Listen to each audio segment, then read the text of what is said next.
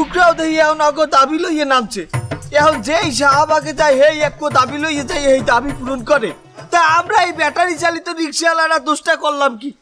আমরা বছরের পর বছর এই ব্যাটারি চালিত রিক্সা দিয়ে লাঞ্ছিত, বঞ্চিত, অপমানিত হয়েছি।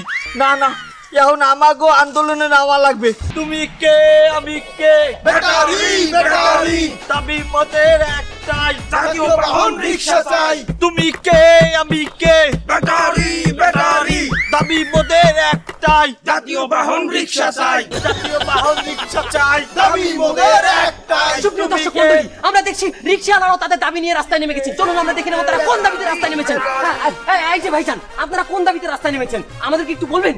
আমাদের অনেক দাবি, কিন্তু আমার প্রথম দাবি হচ্ছে আমাগরে পাইলটের সমান মর্যাদা দিতে হইবে।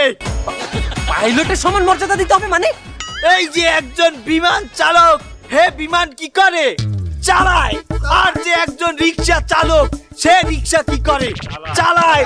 দুইজনই যেহেতু চালক, তাহলে আমরা কেন রিক্সাওয়ালা মামা হব আর তারা কেন পাইলট হবে?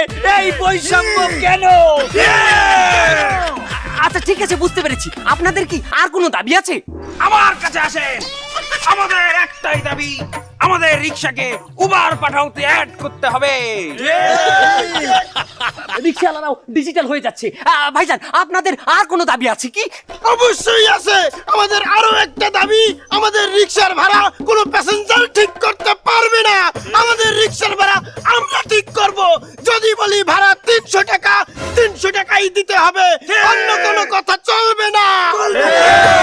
আপনাদের কি দাবি এখানেই শেষ নাকি আর কোনো দাবি আছে আপনাদের? আমাদের এক এলাকার রিক্সা অন্য এলাকায় যাইতে পারবে না। তাহলে একজন লোক যদি এক এলাকা থেকে 2-3 এলাকা পার হয়ে অন্য কোথাও যায়, সেখানে সে কিভাবে যাবে? আমার কাছে আসেন।